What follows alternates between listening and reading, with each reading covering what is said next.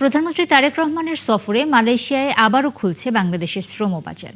দেশটির প্রধানমন্ত্রীর সাথে বৈঠকে এ বিষয়ে মিলেছে সুখবর। খুব দ্রুতই মালয়েশিয়ায় শ্রমিক পাঠানো শুরু হবে বলে আশা করেছেন প্রবাসী কল্যাণ প্রতিমন্ত্রী নুরুল হক নূর। সেই সাথে জনশক্তি রপ্তানি এজেন্সিগুলোর একচেটিয়া সিন্ডিকেট রুখতে সরকার কঠোর পদক্ষেপ নেবে বলেও একাত্তরকে তিনি জানান। রাশেদ আনিসের প্রতিবেদন। সরকার প্রধান হিসেবে প্রথম বিদেশ সফরে মালয়েশিয়ায় গেলেন তারেক রহমান।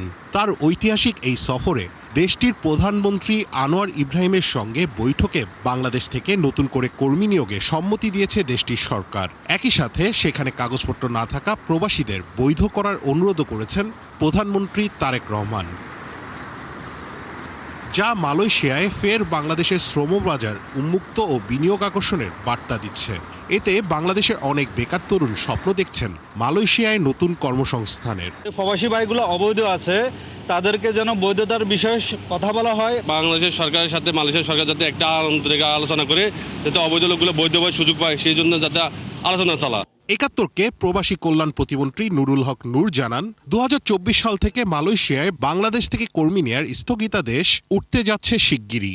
দ্রুত সময়ের মধ্যেই হবে। আমরা তো আগে এক্সপেক্ট করছিলাম যে অন্তত ধরেন এখন এই জুন মাস, সেক্ষেত্রে প্রধানমন্ত্রীর সফরের মধ্য দিয়ে এটা একটা ওপেন হবে। যেহেতু প্রধানমন্ত্রী গিয়েছেন, আশা করি এখন আনুষ্ঠানিকতা বা যদি কোনো আপনার ফর্মালিটি থাকে সেটা শেষ করার পরেই আমরা এটা ওপেন করতে পারবো।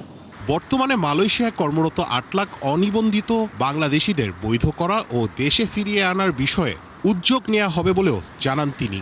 যারা একেবারে সেন্সিটিভ কোনো ঘটনায় জড়িত তাদের বিষয়ে তো আমাদের কিছু করার নেই, বাট ইন জেনারেল যারা সমস্যা আছে কিংবা অবৈধ হয়ে আছে তাদেরকে ফিরিয়ে আনার জন্য তো রাষ্ট্র হিসেবে আমাদের সবসময় প্রচেষ্টা থাকবে। আর প্রধানমন্ত্রী পর্যায়ে যখন সফর হয় এইগুলো তো তোলা হয় এবং ন্যাচারালি সেটা তোলা হয়েছে।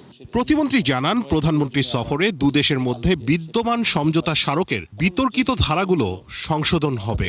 শ্রমিকদের অধিকার এবং মর্যাদা রক্ষার ক্ষেত্রে আমরা মনে করছি একটু প্রতিবন্ধকতা তৈরি করছে, সেই বিষয়গুলো সংশোধনের দাবি আলাপ আলোচনায় তোলা হয়েছে। রাশেদ আনিস, একাত্তর, ঢাকা।